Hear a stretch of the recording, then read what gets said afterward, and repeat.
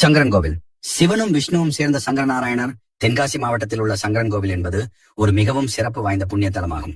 இந்த கோவில் உருவான விதம் ஒரு சுவாரஸ்யமான புராண கதையின் அடிப்படையில் அமைந்துள்ளது. முன்னொரு காலத்தில் சிவபெருமானின் பக்தர்கள் சிவபெருமானே பெரிய தெய்வம் என்றும் விஷ்ணுவின் பக்தர்கள் விஷ்ணுவே பெரிய தெய்வம் என்றும் சண்டையிட்டுக் கொண்டிருந்தனர்.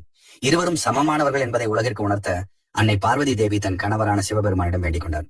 அப்போது சிவன் அன்னை பார்வதியிடம், நீ ஒரு பாம்பாக உருவெடுத்து பூ உலகில் உள்ள புற்றில் வாழ வேண்டும்.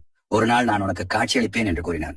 பார்வதி தேவியும் கோமதி அம்மன் என்ற பெயரில் புற்றுக்குள் ஒரு நாகமாக பாம்பாக வாழ்ந்து வந்தான். இந்த சமயத்தில் அதே ஊரில் ஒரு பசு இருந்தது.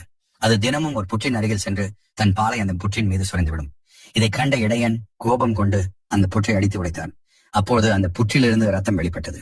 பயந்து போன இடையன் ஓடி சென்று அரசனிடம் நடந்ததை கூறினான். அரசன் அந்த இடத்திற்கு வந்து பார்க்கும்போது அங்கே ஒரு லிங்கம் இருப்பதை கண்டார். அதுவே சங்கரலிங்கம் என்று அழைக்கப்பட்டது.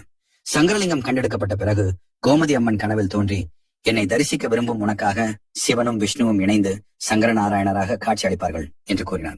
உடனே அரசன் அந்த கோவிலை கட்டிய போது சிவனும் விஷ்ணுவும் சரிபாதியாக காட்சியளிக்கும் சங்கரநாராயணர் சிலையை மூலவராக நிறுவினார். இந்த கோவிலில் சங்கரநாராயணர், சங்கரலிங்கம் மற்றும் கோமதி அம்மன் என 3 முக்கிய தெய்வங்கள் உள்ளனர். கோமதி அம்மன் சன்னதியில் உள்ள புற்றிலிருந்து எடுக்கப்பட்ட மண் நோய்களை குணப்படுத்தும் சக்தி கொண்டது என்று பக்தர்கள் நம்புகிறார்கள்.